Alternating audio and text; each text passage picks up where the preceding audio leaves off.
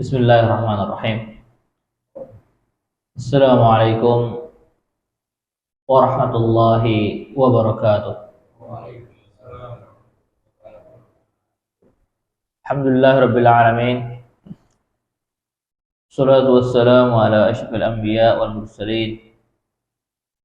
Nabiyina Muhammad wa ala alihi wa sahbihi ajma'in. Amma ba'd.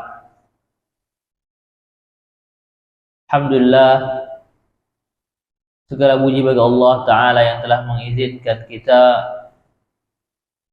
serta memberikan kita kesempatan untuk kembali bangun di pagi hari ini serta melaksanakan ibadah yang sangat mulia, salat subuh berjamaah, yang mana kalau bukan karena daya dan upayanya kita tentu tidak akan, bukan karena izin Allah Subhanahu wa ta'ala, bukan karena rahmat Allah Subhanahu wa ta'ala, maka kita tidak akan berada di tempat ini. Salawat serta salam semoga senantiasa tercurahkan kepada junjungan kita Nabi besar Muhammad sallallahu alaihi wasallam, keluarga dan para sahabatnya serta mereka yang senantiasa mengikuti sunnahnya hingga akhir zaman. Kita akan kembali melanjutkan kajian kita terhadap kitab Riyadhus Shalihin, bab pembahasan terkait ikhlas dan bagaimana pengaruh daripada niat dalam sebuah amalan. Kita akan masuk kepada hadis yang ke-6, wa an Abi Ishaq Sa'ad bin Abi Waqqas. Dari Abu Ishaq Sa'ad bin Abi Waqqas.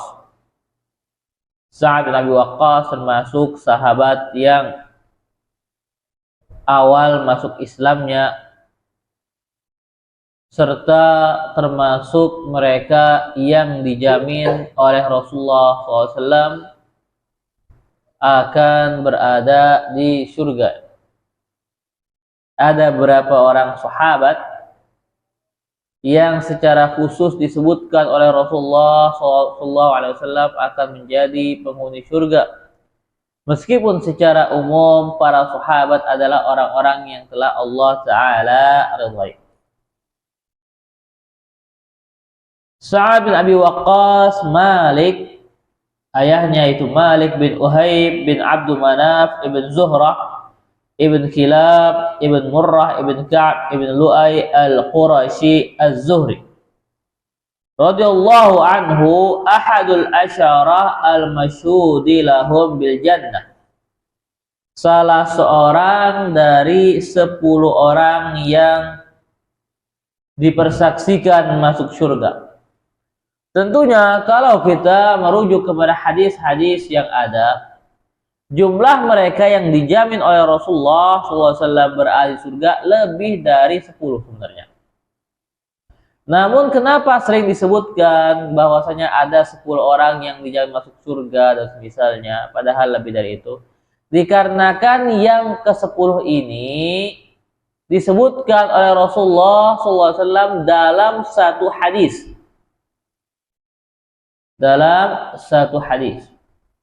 Sedangkan yang sisanya disebutkan secara terpencar-pencar dalam beberapa hadis.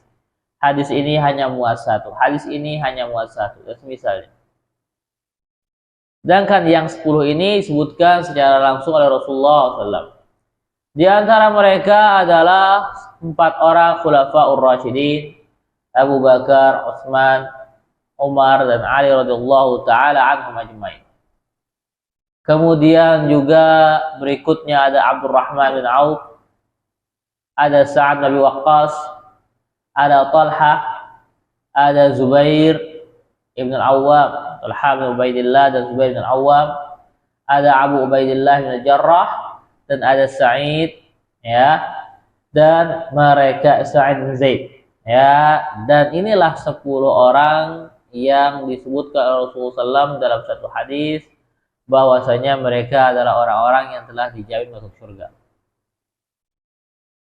Radhiyallahu anhum qala, ia berkata, ja'ani Rasulullah sallallahu alaihi wasallam ya'uduni ama hajjatil wada. Rasulullah sallallahu alaihi wasallam datang menjengukku pada saat haji wada. Haji terakhirnya Rasulullah sallallahu alaihi wasallam atau haji perpisahan beliau dengan umat karena setelah itu beliau meninggal. Ya, meskipun Rasulullah memang hanya berhaji satu kali. Min waja'in ishtadda bi, saat itu aku sedang sangat sakit. Faqultu ya Rasulullah, maka aku berkata, wahai Rasulullah, Inni qad balagha biya minal waja'i ma tara. Sungguhnya engkau telah melihat penyakit yang menimpa. Wa ana dzu malin, dan aku adalah seorang yang punya banyak harta. Wala yarisuni illa ibnatun li. Dan tidak ada yang mewarisiku kecuali satu anak perempuanku. Jadi Sa'ad bin Abi Waqqas merasa bahwasanya ia punya harta yang banyak. Namun ahli warisnya saat itu cuma satu orang anak perempuan. Afa atasaddaqu bi sulusai Afa atasaddaqu bi sulusai mali. Apakah aku boleh bersedekah dengan 2/3 dari hartaku? Artinya 2/3 ia sedekahkan lewat wasiat dan semisalnya, sisanya yang 1/3 buat anak perempuannya. Toh hanya satu orang. Qala la, maka Rasulullah SAW tidak boleh.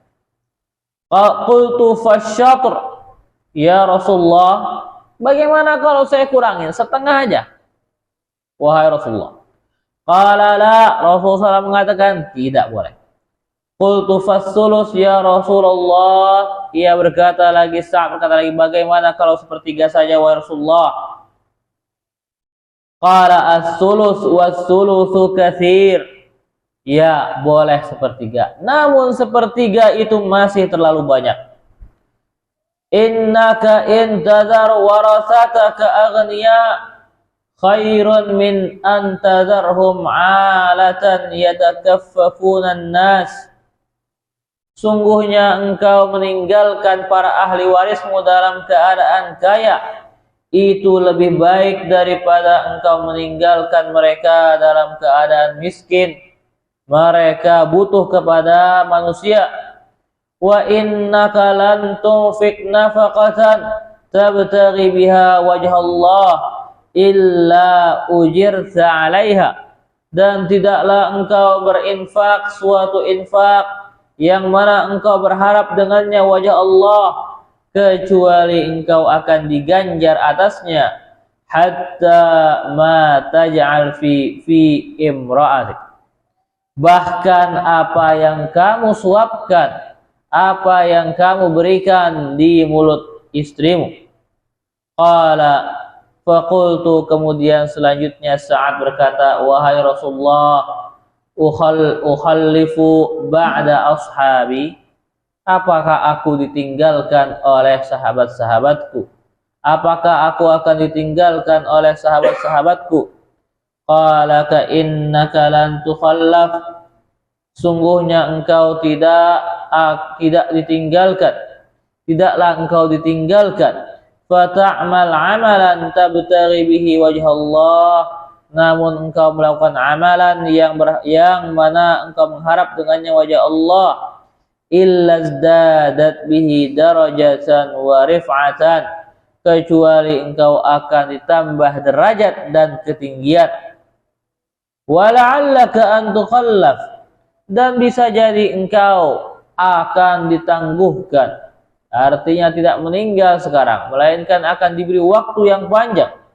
Hatta yantafi' biha aqwam wa yadur bika akharun, hingga sekelompok orang mendapatkan keuntungan denganmu dan sekelompok yang lain mendapatkan mudarat karenamu. Allahumma mdi li ashabi, kemudian Rasulullah mendoakan, Allahumma mdi li ashabi hijratuhum. Ya Allah, lanjutkanlah atau langgengkanlah hijrah para sahabatku. Wala tarudduhum ala aqabihim, jangan engkau kembalikan mereka ke belakang. Walakinnal ba'is Sa'ad bin Khawlah, akan tapi sungguh yang menyedihkan adalah Sa'ad bin Khawlah. Yarsilahu Rasulullah SAW amma sabi Makkah. Rasulullah menangisi atau sedih dengan keberadaan beliau meninggal di Makkah. Hadis yang cukup panjang ini diriwayatkan Al-Imam Al-Bukhari dan juga Al-Imam Muslim dalam sahih keduanya. Kisah ini adalah terjadi pada Haji Wada. Dan diketahui bahwasanya Sa'ad bin Abi Waqqas termasuk muhajirin, orang-orang yang hijrah dari Mekah ke Madinah. Kemudian ia ikut bersama Rasulullah SAW pada Haji Wada. Pada Haji Wada, dan qadarullah ketika itu beliau terkena sakit. Dan kebiasaan Rasulullah SAW adalah menjenguk para sahabatnya, maka ia pun saat itu menjenguk Sa'ad bin Abi Waqqas. Tatkala Sa'ad bin Waqqas didatangi oleh Rasulullah SAW, maka beliau menyempatkan waktu ketika itu untuk bertanya tentang beberapa hal secara khusus perkara warisan yang mungkin jikalau ia meninggal akan segera menjadi perkara yang harus diurus setelahnya. Maka beliau menceritakan bahwasanya dia punya harta banyak, termasuk orang yang diberi Allah Ta'ala kelebihan dalam sisi harta. Namun saat itu keluarganya yang muslim yang berhak menerima warisan hanya satu orang anak perempuan. Maka beliau berpikir, ini anak perempuan satu orang doang. Bagaimana kalau kita berikan harta kepada orang lain, sebagian besar harta kepada orang lain. Karena kalau misalnya tidak diberikan kepada orang lain, maka seluruhnya akan jatuh kepada anak perempuannya ini. Ini yang diinginkan oleh Sa'ad bin Abi Waqqas radhiyallahu ta'ala anhu. Ingin mendapatkan atau memberikan harta yang menjadikan hartanya kebaikan bagi orang banyak. Untuk anaknya ada bagian, untuk orang-orang lain juga dapat bagian. Ia minta kepada Rasulullah, minta izin, bagaimana kalau 2/3? Masih banyak anaknya dapat 1/3, satu orang doang soalnya. 2/3 saya infakkan dengan wasiat, dengan pemberian dan semisalnya. Ketika itu Rasulullah mengatakan tidak boleh. Maka saat berusaha nawar, dikurangi lagi. Bagaimana dengan setengah? Rasulullah SAW masih melarang. Bagaimana dengan 1/3? Maka Rasulullah baru memberikan izin. Dan perlu diketahui bahwasanya seorang yang sudah dalam keadaan sakit yang dikhawatirkan darinya kematian, artinya sudah dikatakan misalnya penyakit ini tidak ada harapan kesembuhannya, atau dikatakan bahwasanya ini penyakit yang akan membawa kepada kematiannya, atau terlihat padanya tanda-tanda bahwasanya ia akan meninggal karena sakit tersebut. Maka dalam keadaan ini seorang yang sakit tersebut tidak lagi boleh bersedekah. Tidak lagi boleh bersedekah. Kenapa? Karena saat itu hartanya sudah menjadi milik ahli waris. Sudah menjadi milik ahli warisnya. Oleh karena itu Rasulullah mengatakan tentang keutamaan sedekah, anta saddaqa wa anta sahihun syahih takhsyal faqr. Engkau bersedekah dalam keadaan masih dalam keadaan sehat, masih dalam keadaan pelit, dalam keadaan engkau masih khawatir dari kemiskinan. Wala tumhil, dan jangan kamu tunda sedekah hatta idza balagatil hulqum, ketika roh sudah hampir mencapai kerongkongan. Qulta li fulanin kadza wa li fulanin kadza, baru kamu bagi-bagi, ini untuk si fulan, ini untuk si fulan. Wa qad kana li fulan, padahal saat itu harta tersebut telah menjadi milik ahli waris. Maka salah ketika seorang misalnya divonis bahwasanya umurnya tidak akan bertahan lama lagi, hanya bisa diberi waktu berapa bulan dan semisalnya, atau sudah dalam penyakit keras yang mana telah diketahui akan meninggal, baru dia membagi-bagikan hartanya, ini untuk si fulan, saya mau sedekah ini. Sudah tidak boleh. Sudah tidak boleh ketika itu. Ya. Dan para ulama dalam bahasan fikih sudah mengatakan bahwasanya ketika itu sudah jadi hak ahli waris. Maka tidak boleh lagi ia mengeluarkannya kecuali maksimal mewasiatkan sepertiga. Maka Rasulullah mengatakan bahwasanya maksimal wasiat atau sedekah yang dikeluarkan ketika seorang akan atau hampir meninggal hanya sepertiga. Meskipun juga beliau mengatakan wasulusu katsir, dan sepertiga itu terlalu banyak. Masih terlalu banyak.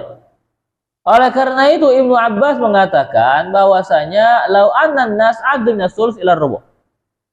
Seandainya manusia kalau berwasiat itu kurangin lagi, jangan sepertiga tapi seperempat. Karena Rasulullah mengatakan as-sulusu katsir. Bahkan dalam mazhab Ahmad rahimahullahu taala, yang utama maksimal seorang mewasiatkan sepertiga, namun sebaiknya maksimal ia berwasiat pada 1/5 hartanya saja. Artinya sepertiga boleh nggak? Boleh. Namun yang utama maksimal kalau ia ingin berwasiat 1/5. 1/5 hartanya saja. Ya, berdasarkan pendapat Abu Bakar radhiyallahu taala anhu dalam hal ini. Maka jikalau seorang mewasiatkan hartanya, maksimal hendaknya 1/5. Oleh karena itu, keadaan sekarang orang mewasiatkan banyak dari hartanya, 1/3 atau bahkan lebih dari hartanya dibagikan dalam bentuk wasiat kepada orang-orang luar keluarganya, bukan kepada ahli warisnya. Ini bukan hal yang dianjurkan. Ini bukan hal yang disyariatkan seperti ini. Melainkan yang berhak mendapatkan harta kita ketika kita meninggal adalah keluarga.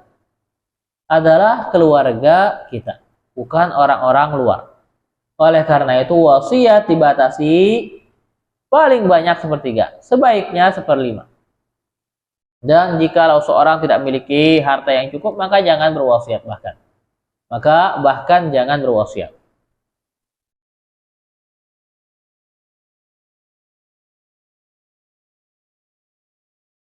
Kemudian Rasulullah SAW berkata di sini, innaka intadhar warasataka aghniya khairum min antadharhum 'alatan yatakaffafunan nas.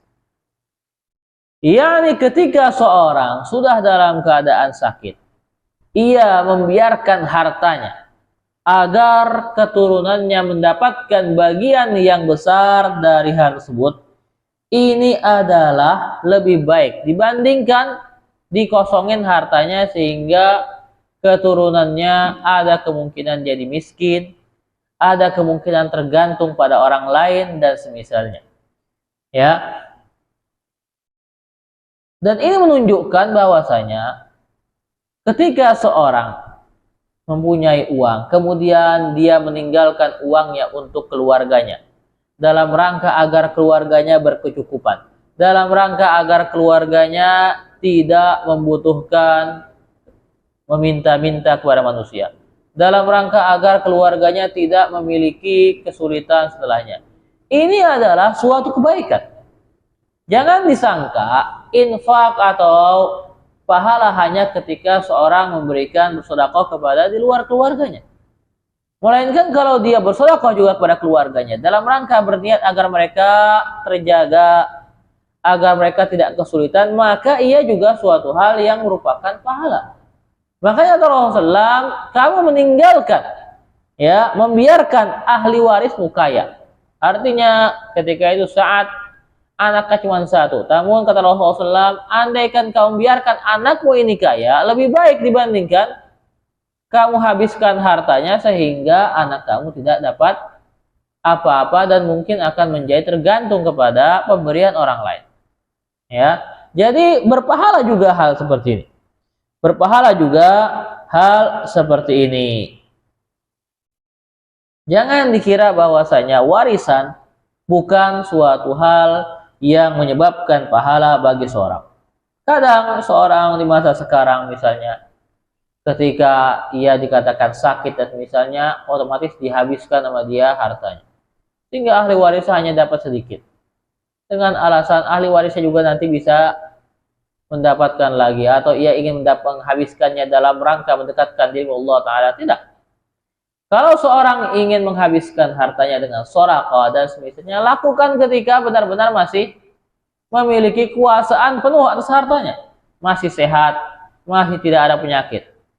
Jangan ketika sudah habis waktunya, artinya dia tahu bahwa dia tidak bisa lagi menggunakan hartanya, baru dia bagi-bagikan. Saat itu udah bukan punya dia lagi, udah punya para ahli warisnya. Kemudian Rasulullah mengatakan, sungguhnya tidaklah engkau berinfak suatu infak yang mana engkau mengharapkan dengannya wajah Allah, kecuali engkau dengan akan mendapatkan pahala karenanya. Bahkan apa yang engkau jadikan di mulut istrimu. Artinya ketika seorang menafkahi keluarganya, namun yang ia harapkan agar Allah Ta'ala mengganjarnya, maka ia juga mendapatkan pahala atasnya. Ya, maka ia juga mendapatkan pahala atasnya. Termasuk di antara menafkahi anak istri, karena ini suatu hal yang wajib. Jangan sampai ketika kita bekerja misalnya, atau mengeluarkan uang kita untuk memberikan nafkah kepada keluarga, tidak terasa dalam hati kita bahwasanya kita sedang beribadah. Jangan seperti ini, sayang uang yang kita keluarkan tidak mendapatkan pahala yang begitu banyak. Akan tapi niatkan ketika misalnya kita bekerja, ya Allah, saya bekerja ini dalam rangka mencari kecukupan sehingga anak istri saya tercukupi.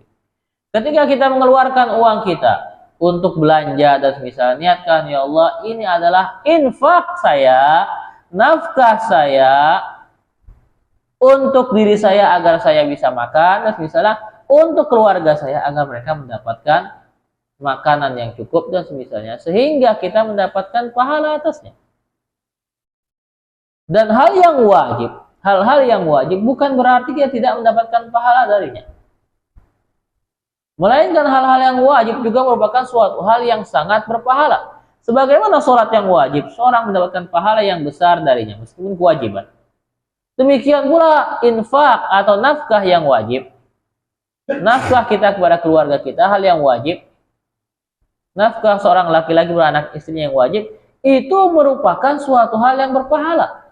Maka jangan lupa meniatkan ibadah ketika melakukannya.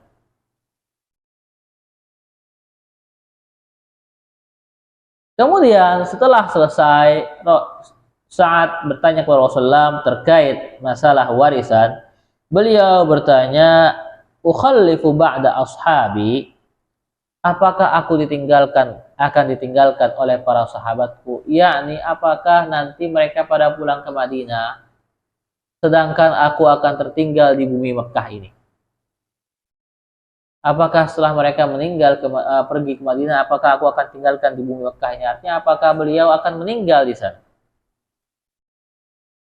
Maka Nabi SAW mengatakan, innaka lan tukhallaf, tidaklah engkau ditinggalkan, yakni tinggal di suatu tempat, dan andaikan engkau bahkan tidak mampu keluar dari Mekah ini, baik engkau harus tinggal di sana dalam keadaan hidup atau meninggal, lalu engkau melakukan amalan-amalan lainnya yang mana engkau berharap pahala darinya, maka engkau akan mendapatkan pahala yang besar darinya, ya, pahala yang besar darinya.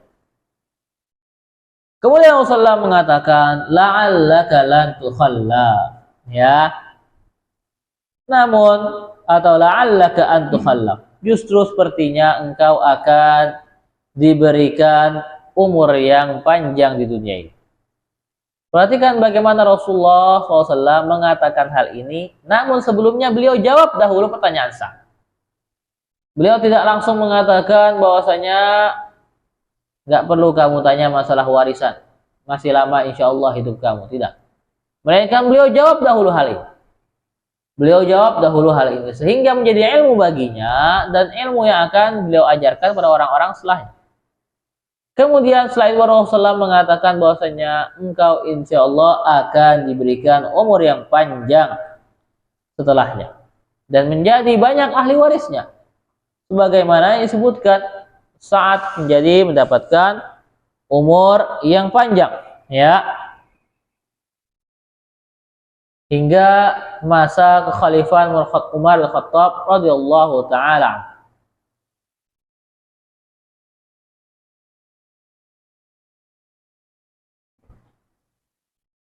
Kemudian kata Rasulullah di situ, hatta yantafi'u bika aqwamun wa yadarru bika akharun. Hatta yantafi'a bika aqwamun wa yadarru bika akharun. Hingga sekelompok orang mendapatkan manfaat karenamu dan yang lainnya mendapatkan mudarat karenamu. Dan inilah yang terjadi. Yang mendapatkan manfaat siapa? Kaum muslimin. Yang mendapatkan mudarat siapa? Orang-orang kufar dari kalangan Persia dan Romawi, dari kalangan orang-orang yang memerangi kaum muslimin, yang berperang dengan kaum muslimin. Dan ini yang terjadi mana Sa'ad bin Abi Waqqas ikut dalam futuhat, penaklukan kaum muslimin, dan ia adalah salah satu jenderal besar kaum muslimin ketika itu yang memiliki banyak keberhasilan membuka berbagai tempat. Ya, ketika kaum muslimin menghadapi atau berhadapan secara sekaligus dengan dua front, satu melawan orang-orang Romawi, satu melawan orang-orang Persia. Awalnya ketika debatnya masih dekat, mungkin satu orang jenderal utama masih aman, bisa mengawasi. Diawali oleh Khalid, kemudian diganti oleh Abu Ubaidah bin Jarrah. Namun lama-lama agak berat kalau misalnya cuma satu doang, karena jaraknya mulai semakin jauh. Kalau ada pertempuran-pertempuran besar, sulit untuk dipindahkan komandan utamanya. Maka Umar Khattab radhiyallahu taala anhu ketika itu mengutus Sa'ad bin Abi Waqqas menjadi seorang panglima besar ketika itu, ya, dan menaklukkan berbagai tempat. Kaum muslimin mendapatkan keuntungan dengannya, orang-orang Persia mendapatkan kekalahan dengannya. Kemudian Nabi SAW melanjutkan dengan doanya, Allah mamdi li ashabi hijratahum, ya Allah lanjutkanlah atau langgengkanlah hijrah para sahabatku, yakni dengan keberadaan mereka tetap di atas keimanan sehingga mereka tidak menjatuh kepada kekufuran, ya, dan juga Rasulullah mendoakan agar para sahabat yang telah hijrah tidak lagi kembali ke Mekah. Oleh karena itu sini Sa'ad bin Abi Waqqas merasa sedih, khawatir ia meninggal di Mekah, karena ia telah keluar sebelumnya berhijrah darinya. Meskipun Mekah ketika itu telah menjadi negeri Islam, namun saat khawatir pahala hijrahnya hilang karena ia kembali lagi dan meninggal di Mekah. Oleh karena Rasulullah mendoakan semoga hijrah kalian langgeng, artinya kalian telah keluar dari Mekah, semoga kalian tetap berada di luar Mekah sehingga tetap mendapatkan ya pahala hijrahnya. Ya, pahala hijrahnya. Wala tarudduhum ala aqabihim. Dan janganlah engkau membalikkan mereka ke belakang mereka, yaitu murtad. Ya Allah, jangan jadikan mereka murtad, ya, keluar dari agama mereka, ya, hingga mereka mundur ke belakang. Kemudian Rasulullah di akhir mengatakan, namun yang menyedihkan adalah Sa'ad bin Khawlah. Sa'ad bin Khawlah juga seorang di antara sahabat Nabi Sallallahu Alaihi Wasallam. Namun ketika itu ketika pergi ke Mekah, ia meninggal di sana. Ketika pergi ke Mekah, setelah Mekah menjadi negeri Islam, ia meninggal di sana. Maka Rasulullah merasa sedih karenanya. Dalam hadis ini banyak sekali mengandung faedah, namun insya Allah bahasan tentang faedahnya akan kita baca dalam pertemuan berikutnya. Wallahu ta'ala a'la wa a'lam.